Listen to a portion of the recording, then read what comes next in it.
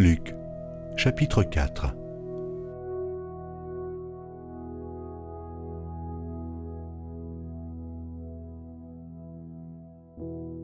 Jésus, rempli du Saint-Esprit, revint du Jourdain, et il fut conduit par l'Esprit dans le désert, où il fut tenté par le diable pendant 40 jours. Il ne mangea rien durant ces jours-là, et, après qu'ils furent écoulés, il eut faim. Le diable lui dit, « Si tu es le Fils de Dieu, ordonne à cette pierre qu'elle devienne du pain. » Jésus lui répondit, « Il est écrit, l'homme ne vivra pas de pain seulement. » Le diable, l'ayant élevé, lui montra en un instant tous les royaumes de la terre et lui dit, « Je te donnerai toute cette puissance et la gloire de ces royaumes, car elle m'a été donnée, et je la donne à qui je veux. Si donc tu te prosternes devant moi, elle sera toute à toi. » Jésus lui répondit, « Il est écrit, tu adoreras le Seigneur, ton Dieu, et tu le serviras lui seul. » Le diable le conduisit encore à Jérusalem, le plaça sur le haut du temple et lui dit, « Si tu es le Fils de Dieu, jette-toi d'ici en bas, car il est écrit, il donnera des ordres à ses anges à son sujet, afin qu'ils te gardent. Et ils te porteront sur les mains, de peur que ton pied ne heurte contre une pierre. » Jésus lui répondit, « Il est dit, tu ne tenteras point le Seigneur ton Dieu. » Après l'avoir tenté de toutes ses manières, le diable s'éloigna de lui, jusqu'à un moment favorable. Jésus, revêtu de la puissance de l'Esprit, retourna en Galilée, et sa renommée se répandit dans tout le pays d'alentour. Il enseignait dans les synagogues, et il était glorifié par tous. Il se rendit à Nazareth, où il avait été élevé, et, selon sa coutume, il entra dans la synagogue le jour du Shabbat. Il se leva pour faire la lecture, et on lui remit le livre du prophète Ésaïe. L'ayant déroulé, il trouva l'endroit où il était écrit « L'Esprit du Seigneur est sur moi, parce qu'il m'a oint pour annoncer une bonne nouvelle aux pauvres. Il m'a envoyé pour guérir ceux qui ont le cœur brisé, pour proclamer aux captifs la délivrance et aux aveugles le recouvrement de la vue, pour renvoyer libres les opprimés, pour publier une année de grâce du Seigneur. » Ensuite, il roula le livre, le remit au serviteur et s'assit. Tous ceux qui se trouvaient dans la synagogue avaient les regards fixés sur lui. Alors, il commença à leur dire, « Aujourd'hui, cette parole de l'Écriture que vous venez d'entendre est accomplie. » Et tous lui rendaient témoignage. Ils étaient étonnés des paroles de grâce qui sortaient de sa bouche, et ils disaient, « N'est-ce pas le fils de Joseph ?» Jésus leur dit, « Sans doute vous m'appliquerez ce proverbe, médecin, guéris-toi toi-même. Et vous me direz, fais ici dans ta patrie tout ce que nous avons appris que tu as fait à Capernaum. Mais, ajouta-t-il, je vous le dis en vérité, aucun prophète n'est bien reçu dans sa patrie. Je vous le dis en vérité, il y avait plusieurs veuves en Israël, du temps d'Élie, lorsque le ciel fut fermé 3 ans et 6 mois, et qu'il y eut une grande famine sur toute la terre, et cependant, Élie ne fut envoyé vers aucune d'elles, si ce n'est vers une femme veuve, à Sérepta, dans le pays de Sidon. Il y avait aussi plusieurs lépreux en Israël du temps d'Élisée le prophète, et cependant, aucun d'eux ne fut purifié, si ce n'est Naaman, le Syrien. Ils furent tous remplis de colère dans la synagogue lorsqu'ils entendirent ces choses, et, s'étant levés, ils le chassèrent de la ville et le menèrent jusqu'au sommet de la montagne sur laquelle leur ville était bâtie, afin de le précipiter en bas. Mais Jésus, passant au milieu d'eux, s'en alla. Il descendit à Capernaum, ville de la Galilée, et il enseignait le jour du Shabbat. On était frappé de sa doctrine, car il parlait avec autorité. Il se trouva dans la synagogue un homme qui avait un esprit de démon impur et qui s'écria d'une voix forte, « Ah, qu'y a-t-il entre nous et toi, Jésus de Nazareth? Es-tu venu pour nous perdre?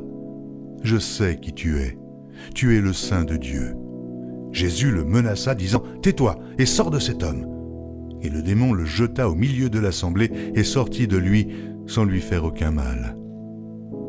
Tous furent saisis de stupeur et ils se disaient les uns aux autres « Quelle est cette parole ?»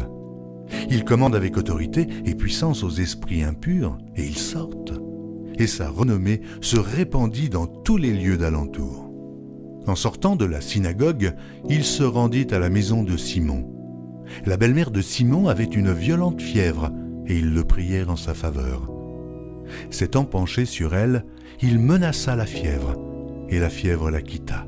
À l'instant, elle se leva et les servit. Après le coucher du soleil, tous ceux qui avaient des malades atteints de diverses maladies les lui amenèrent. Il imposa les mains à chacun d'eux et il les guérit. Des démons aussi sortirent de beaucoup de personnes en criant et en disant « Tu es le Fils de Dieu !» Mais il les menaçait et ne leur permettait pas de parler parce qu'ils savaient qu'il était le Christ. Dès que le jour parut, il sortit et alla dans un lieu désert. Une foule de gens se mirent à sa recherche et arrivèrent jusqu'à lui. Ils voulaient le retenir afin qu'il ne les quittât point. Mais il leur dit « Il faut aussi que j'annonce aux autres villes la bonne nouvelle du royaume de Dieu, car c'est pour cela que j'ai été envoyé. » Et il prêchait dans les synagogues de la Galilée.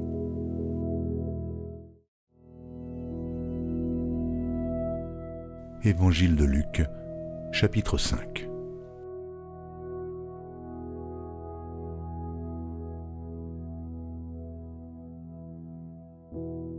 Comme Jésus se trouvait auprès du lac de Génézareth et que la foule se pressait autour de lui pour entendre la parole de Dieu, il vit au bord du lac 2 barques, d'où les pêcheurs étaient descendus pour laver leurs filets.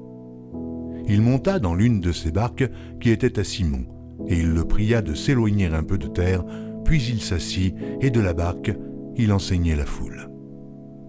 Lorsqu'il eut cessé de parler, il dit à Simon, « Avance en pleine eau, et jetez vos filets pour pêcher. » Simon lui répondit, « Maître, nous avons travaillé toute la nuit, sans rien prendre, mais, sur ta parole, je jetterai le filet. » L'ayant jeté, ils prirent une grande quantité de poissons, et leur filet se rompait.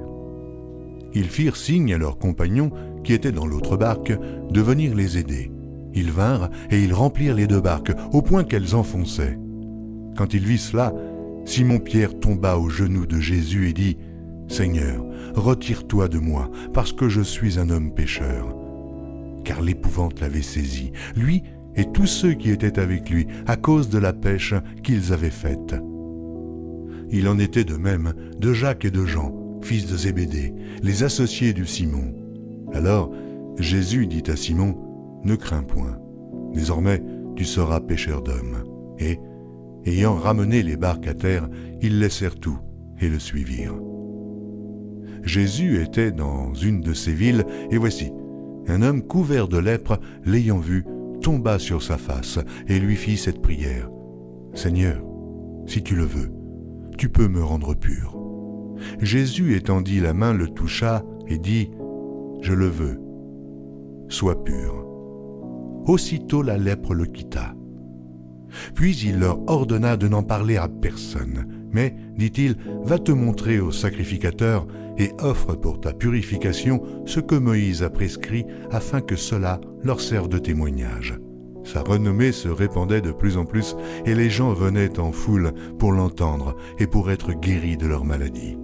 Et lui, il se retirait dans les déserts et priait. Un jour, Jésus, enseigné des pharisiens et des docteurs de la loi, était là assis, venu de tous les villages de la Galilée, de la Judée et de Jérusalem. Et la puissance du Seigneur se manifestait par des guérisons. Et voici, des gens portant sur un lit un homme qui était paralytique cherchaient à le faire entrer et à le placer sous ses regards. Mais comme ils ne savaient par où l'introduire à cause de la foule, ils montèrent sur le toit et ils le descendirent par une ouverture, avec son lit, au milieu de l'assemblée devant Jésus.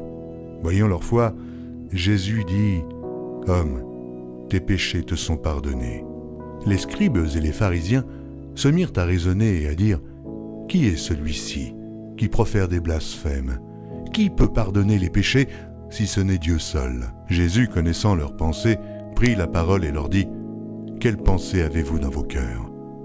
Lequel est le plus aisé de dire « tes péchés te sont pardonnés » ou de dire « lève-toi et marche » ? Or, afin que vous sachiez que le Fils de l'homme a sur la terre le pouvoir de pardonner les péchés, je te l'ordonne, dit-il au paralytique. Lève-toi, prends ton lit et va dans ta maison. Et à l'instant, il se leva en leur présence, prit le lit sur lequel il était couché et s'en alla dans sa maison, glorifiant Dieu. Tous étaient dans l'étonnement et glorifiaient Dieu. Remplis de crainte, ils disaient « Nous avons vu aujourd'hui des choses étranges. » Après cela, Jésus sortit, et il vit un publicain nommé Lévi, assis au lieu des péages. Il lui dit « Suis-moi. » Et, laissant tout, il se leva et le suivit. Lévi lui donna un grand festin dans sa maison, et beaucoup de publicains et d'autres personnes étaient à table avec eux. Les pharisiens et les scribes murmurèrent et dirent à ses disciples « Pourquoi mangez-vous et buvez-vous avec les publicains et les gens de mauvaise vie ?» Jésus, prenant la parole, leur dit « Ce ne sont pas ceux qui se portent bien qui ont besoin de médecins, mais les malades. Je ne suis pas venu appeler à la repentance des justes, mais des pécheurs. » Ils lui dirent « Les disciples de Jean, comme ceux des pharisiens, jeûnent fréquemment et font des prières, tandis que les tiens mangent et boivent. » Il leur répondit « Pouvez-vous faire jeûner les amis de l'époux pendant que l'époux est avec eux ? Les jours viendront où l'époux leur sera enlevé, alors ils jeûneront en ces jours-là. » Il leur dit aussi une parabole. Personne ne déchire d'un habit neuf un morceau pour le mettre à un vieil habit, car il déchire l'habit neuf, et le morceau qu'il en a pris n'est pas assorti au vieux. Et personne ne met du vin nouveau dans de vieilles outres, autrement le vin nouveau fait rompre les outres. Il se répand, et les outres sont perdues. Mais il faut mettre le vin nouveau dans des outres neuves.